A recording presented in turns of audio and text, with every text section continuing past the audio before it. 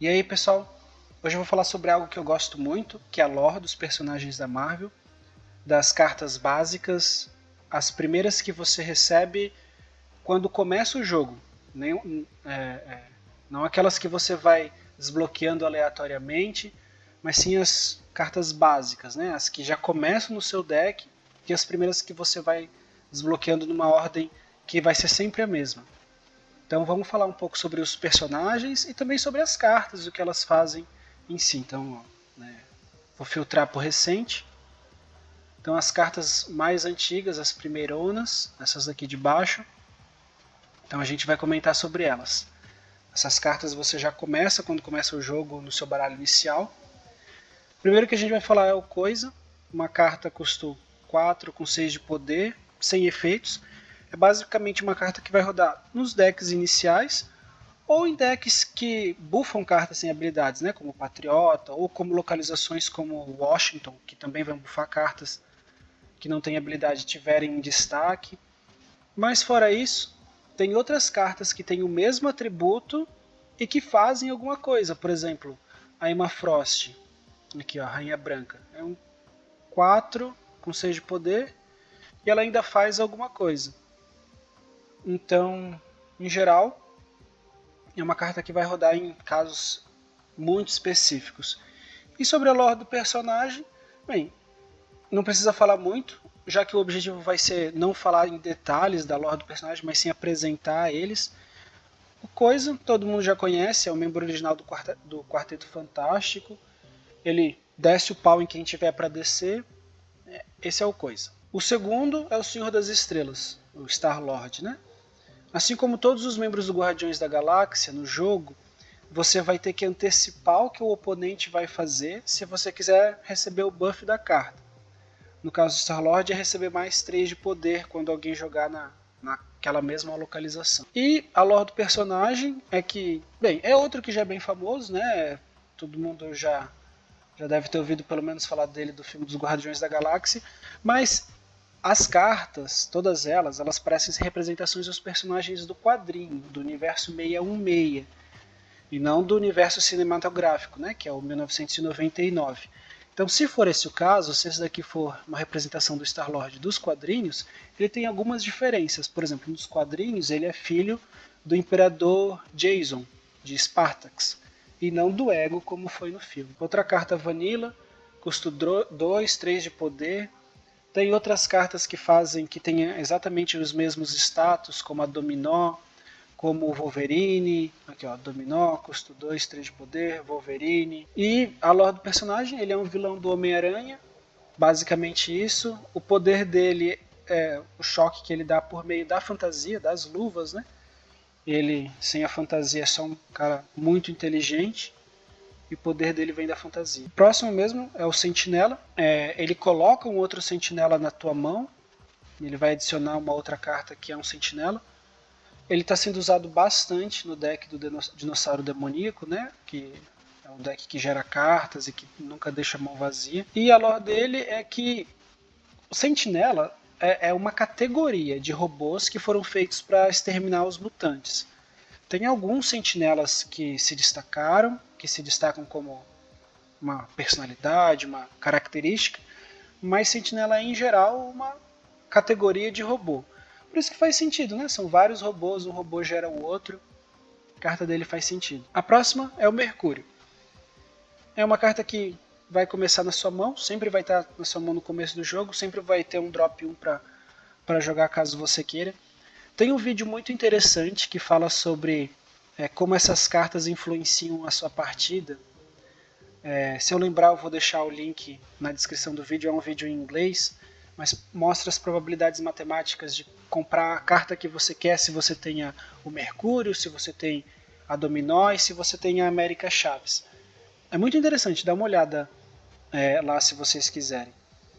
E a lore do personagem, bem, é um outro personagem muito famoso. Tem versão dele no filme dos Vingadores, tem versão dele no filme dos X-Men, tem versão dos X-Men no universo dos Vingadores que não é bem a versão dos X-Men, mas é o ator que faz os X-Men, então é isso, é um personagem bastante conhecido e ele corre. Misty Knight, outra carta Vanilla, é uma personagem talvez de todos, talvez não, com certeza, de todos aqueles que a gente falou até agora é a menos conhecida, mas apesar disso ela já apareceu nas séries do Luke Cage, do Punho de Ferro.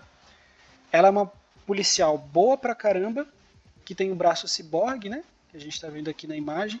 O braço ciborgue dela atira, congela, levanta peso, faz escudo de energia, tem magnetismo, um monte de coisa. Além das qualidades dela como uma boa profissional, uma boa policial, né? Uma boa investigadora, uma boa atiradora. Ela ainda tem o braço que ajuda ela a fazer coisas mais incríveis ainda, mais Marvels ainda, mais maravilhosas ainda. A próxima Medusa é uma carta que, se for jogada na localização do meio, ela ganha mais 2 de poder. Até que é bom quando está começando, quando você tem só os cards iniciais, é uma carta bem ok, bem boa. Principalmente ela vai combar muito bem se for naquela localização dos tanques de clonagem, né? Porque ela vai, você joga ela recebe boost, ela volta para sua mão bufada, você pode jogar ela de novo bufada.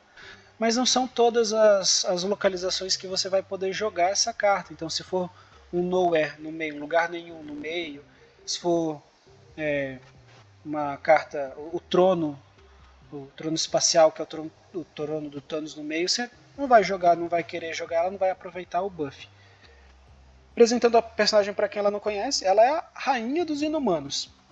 Ela tem na série, né? Eu nunca vi a série dos Inumanos, para ser bem sincero. Mas ela é muito importante nos quadrinhos.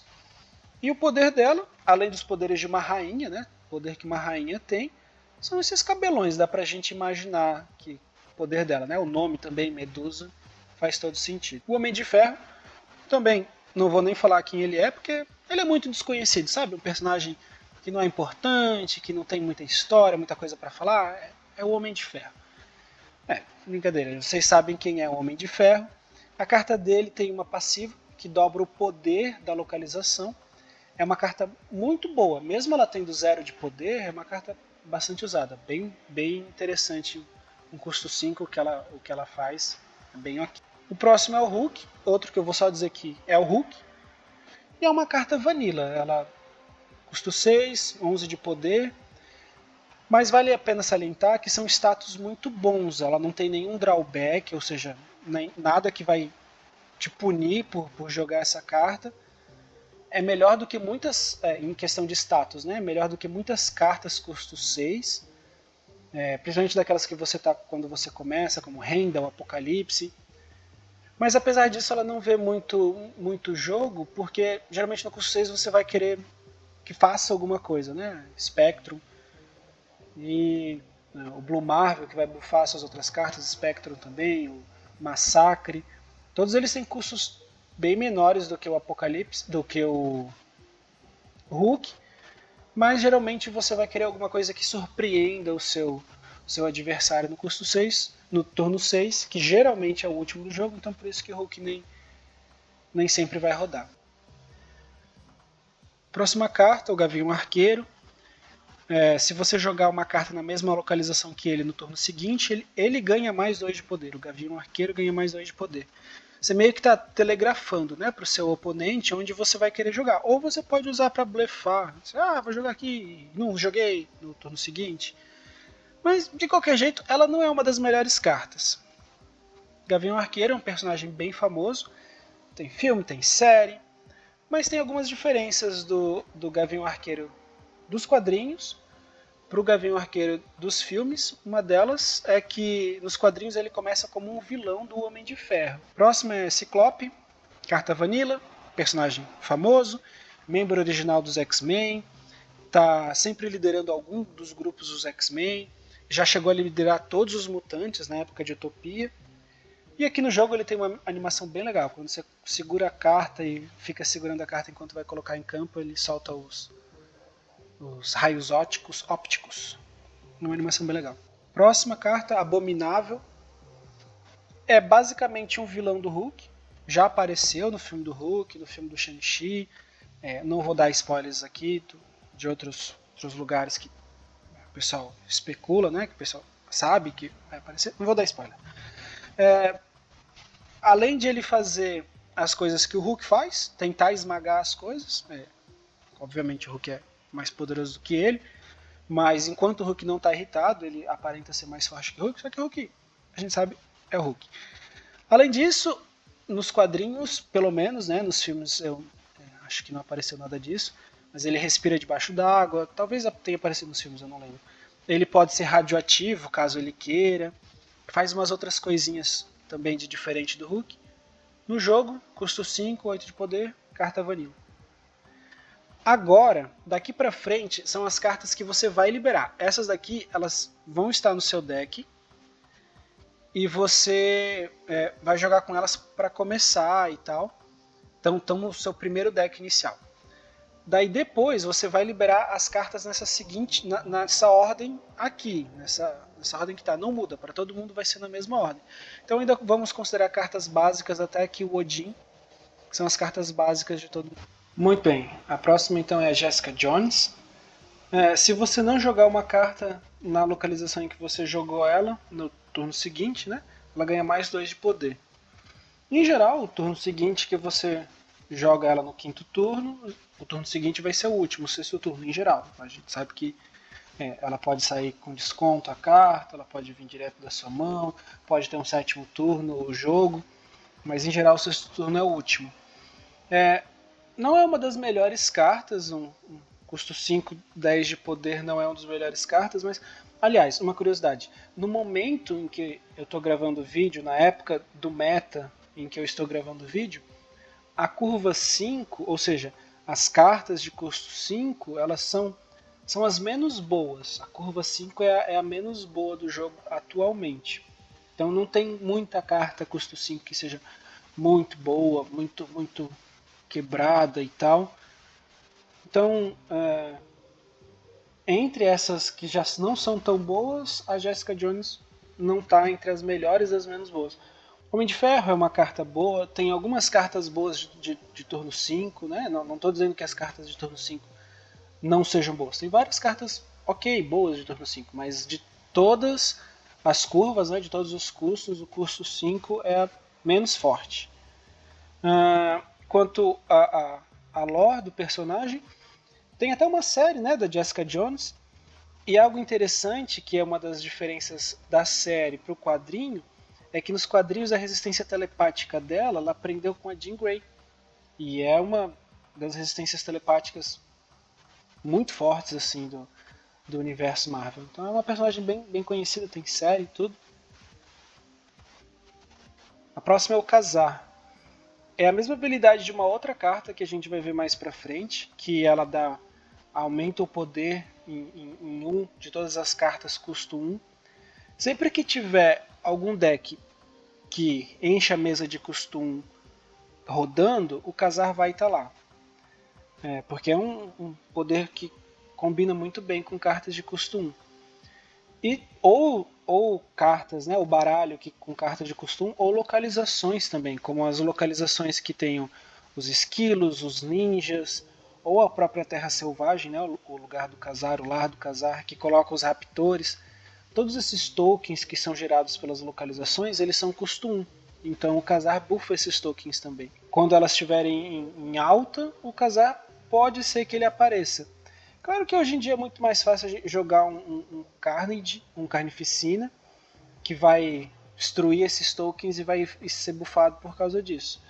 Mas nunca se sabe, né? Para que lado do meta pode ir, pode ser que ele seja mais usado caso as localizações estejam em destaque.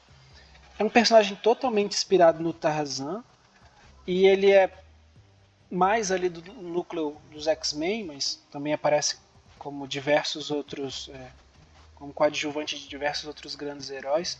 Já teve as suas solos, recentemente ele teve uma solo, não sei nem se está saindo ainda a solo dele.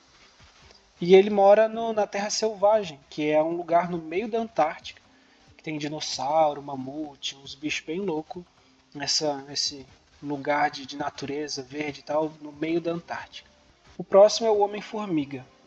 Se tiver outras 3 cartas na localização, ele ganha mais 3 de poder. É uma passiva, né? Então ela pode ser duplicada com Massacre, pode ser duplicada em algumas localizações. Mas quanto ao personagem, eu não tenho certeza se esse daqui é o Hank Pym ou o Scott Lang. Eu acho que seja o Scott Lang, por causa do uniforme. Eu realmente acho que seja o Scott Lang, mas eu não tenho 100% de certeza. Até porque é, é bem parecido com o uniforme do filme, né?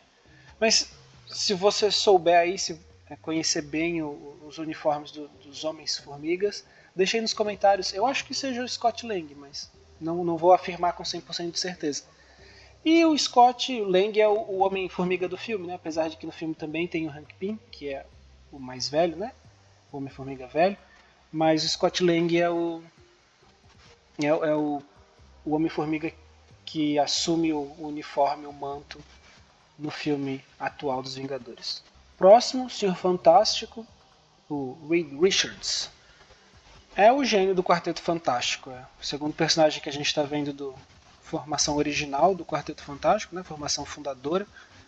Ele se estica, ele tem uma animação bem legal quando ele é jogado, quando você joga ele dá um soquinho nas localizações do lado, colocando mais 2 de poder. Daí se ele estiver no meio, né, ele dá um soquinho em cada lado. É uma animação bem legal. Tem até uma missão, que eu acho que é uma missão de recruta, né, que quando a gente começa no jogo a gente tem as missões da Season de recruta, que é a missão que a gente ganha, libera o Blue Marvel. E depois vai ter as missões correntes da temporada, no caso a Wave, que é a temporada atual. Mas se começar a jogar hoje, você vai fazer as missões de recruta, que são as missões que liberam o Blue Marvel, e depois fazer as missões da Wave. Se for na próxima season, vai fazer as missões de recruta, e daí vai fazer as missões da season que estiver rodando. E tinha uma missão, se eu não me engano era a missão de recruta, que era jogar com o Senhor Fantástico no deck inicial. A próxima é Spectro, a Mônica Rambeau. Ela também já apareceu em série da Marvel. Nos quadrinhos ela já foi líder dos Vingadores. Ela já teve outros nomes, né, além de Espectro. Ela se transforma em energia de diversos espectros, por isso que atualmente ela usa esse nome. Ela é bem OP nos quadrinhos.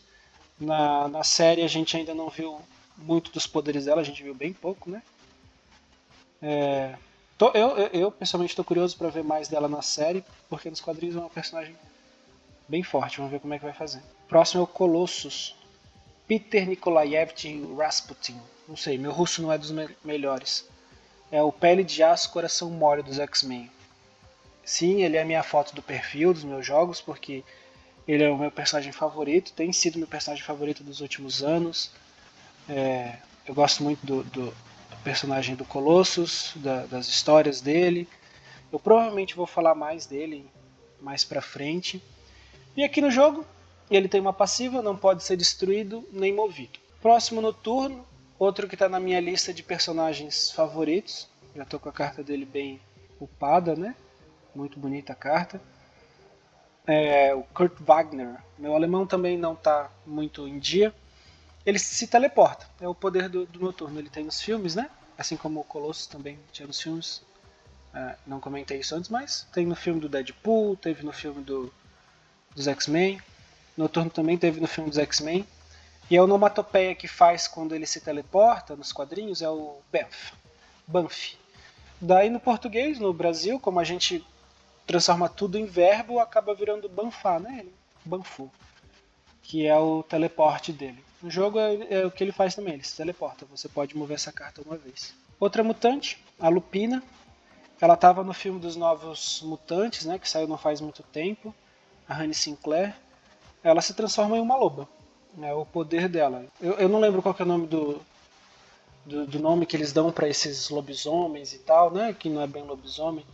Tem um nome para isso. Esse é o poder dela como Lupina. Ela já foi dos Novos Mutantes, já foi do X-Factor, já foi do X-Force. E aqui no jogo o poder dela tem a ver com esse negócio de matilha, né? Alcateia, talvez, eu acho. Que é porque ela ganha mais 2 de poder para cada outra carta que você tenha naquela localização. Acho que tem a ver com esse negócio de matilha. É interessante salientar que é um grito de guerra, né? É o ser revelado, ou seja, não adianta você jogar ela e depois jogar outras cartas para ela ter o poder. As cartas têm que estar ali na hora que ela for jogada, para ela tirar o mais 2 de poder para cada carta que já está ali. A próxima é a Tigresa Branca. Essa, pelo uniforme, eu posso dizer que é a Ava, que é a Tigresa Branca mais recente, que ela é a irmã mais nova do primeiro tigre branco. Porque existiu também uma outra tigresa branca, que é sobrinha dela, né? É mais velha do que ela, mas ela é sobrinha da Ava. Ela assumiu o manto antes dela, mas era um uniforme diferente. Então essa daqui é a Ava, a tigresa branca mais recente. Essa foi a versão que ficou mais famosa também, acho que principalmente por causa do desenho do Homem-Aranha, né? E só lembrando que em inglês é o mesmo nome, White Tiger, para o tigre branco primeiro, porque é tiger, né? Em inglês não tem tigre e tigresa. A gente aqui no Brasil tem o tigre branco, que é o primeirão, daí tem a tigresa branca e tem essa outra tigresa branca. Nos Estados Unidos é tudo o mesmo nome, porque não tem a diferença de gênero para tigre. Os poderes dela vêm do amuleto, dá meio que os poderes de tigre, né? O amuleto. E a carta aqui no jogo, ela é muito usada, é o combo mais usado no começo do jogo. Que apesar de ela ser um custo 5 com 1 de poder, ela faz aparecer, ela traz um tigre, que é esse tigre aqui com 7 de poder. Então é bem bom, principalmente para localizações onde você não pode jogar uma carta, né? Onde a carta só pode ser movida ou invocada ali de outras maneiras, porque é isso que ela faz, ela vai invocar a carta ali. Só que é aleatório, né? Você não pode escolher para que localização ela vai. Então, se não tiver com uma localização cheia, ela pode ir para qualquer uma das outras duas localizações. Ela não vai vir na mesma localização que a tigresa branca tá, ela vai vir uma das duas do lado. Você não pode escolher qual das duas é. E o combo é com Odin, que vai ativar de novo o tigre, daí vai trazer mais um tigre. Então no começo ela é super usada, mas depois mais pra frente ela vai perdendo espaço. Mas quem sabe um deck que apareça aí mais pra frente com altos on review, ela não apareça de novo. Agora é a Coração de Ferro, a Riri, a Hiri. Ela é a sucessora do Homem de Ferro, vamos dizer assim.